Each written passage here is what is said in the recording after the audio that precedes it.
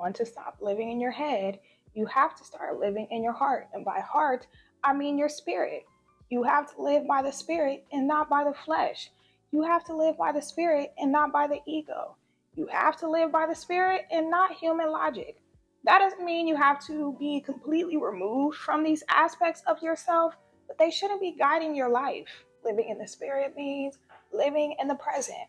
Living in the spirit means having faith in the future, visualizing your future how you desire it to be, not how your ego desires it to be, how your soul desires it to be. The mind is very powerful and creative, which can be a gift or a curse.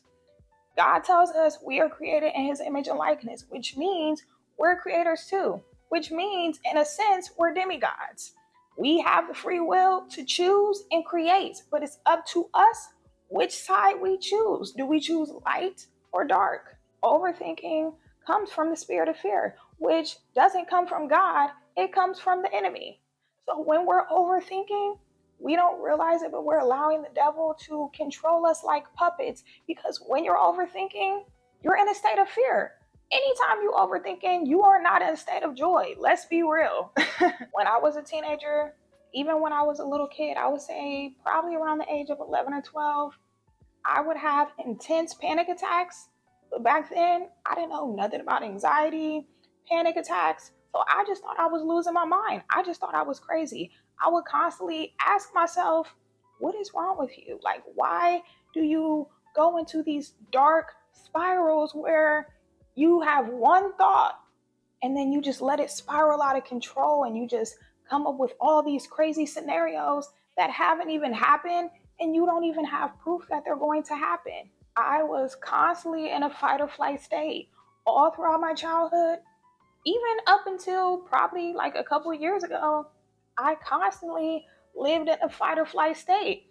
And I didn't know anything about the subconscious mind or spiritual law or anything like that. So I didn't know how to break free. It was so bad to a point. I'm not even being dramatic. I'm being honest. There were so many times that I wanted to kill myself, or I wanted somebody to kill me for me because I didn't have the balls to, commit suicide. But I felt suicidal a lot of times throughout my teenage years, even my early 20s. But once I realized, as humans, we're emotional computers. What we feed into determines our program. I decided, you know what? I'm going to use my imagination for good. If I can imagine bad things happening and feel as though they're a reality, that means I can imagine good things happening and feel as though they are reality too.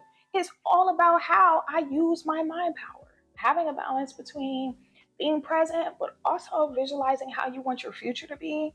That's the best way to get out of your head. Helping and serving others. That's another great way to get out of your head, because a lot of times overthinking comes from thinking too much about yourself. When you serve others, you're focused on them, which helps you to be in the present because you're not focused on you. We are called human beings for a reason. Yes, we do have a mind and we should use it when we have to, but learn how to just be.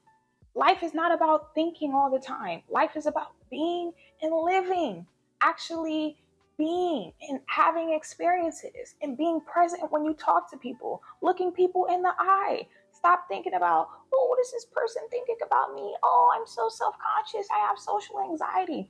Just focus on that person. Look them dead in the eye and be in the moment with them. And I promise you, you will not be overthinking about nothing. You will literally just be being. Another little trick that I use to combat overthinking is prayer. I use prayer as a weapon. Anytime I feel fear creeping in, I immediately go into prayer and I ask God for strength. And I surrender to God, let go of control, and I just trust God. And yes, it is easier said than done. But these days, I try to look at worry and anxiety and fear the same way I will look at hurting an innocent person or robbing or stealing from somebody. Yes, I know it's a little extreme. People will be like, dang, you're going to look at somebody that robs and steals the same way you would look at somebody who has anxiety. No, I don't look at other people that way, but I try to view myself that way whenever I feel that anxiety and fear start creeping in, because that helps me to keep it in check and not feed into it when it creeps in.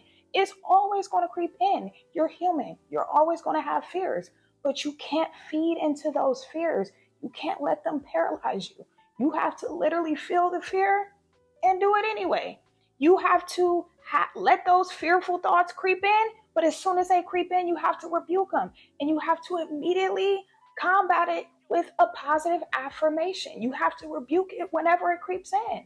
Another reason why you're overthinking is because you need to get off the damn technology. You need to get up from in front of the TV. You need to get off social media. You need to get off your phone.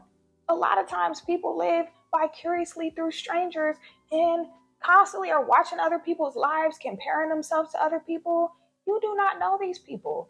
Even if you do know these people, how is it going to help you to watch them and envy them or, oh, I wish I was doing that, or even just keeping up with them? That does nothing for you. Go out and actually live your life instead of vicariously living through other people. Be present, be active, go out in nature, and you won't be overthinking because you will actually be being. You will actually be living. And last but certainly not least, this is one of my favorites, meditation. Meditation is elevation. Not to, sound cliche or corny, but it truly is.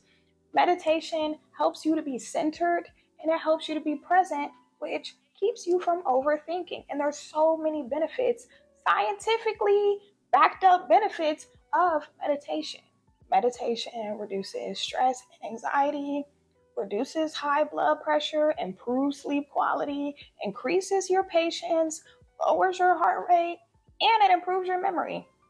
So yeah, meditation has been a game changer for me, especially because, I still struggle a little bit with anxiety.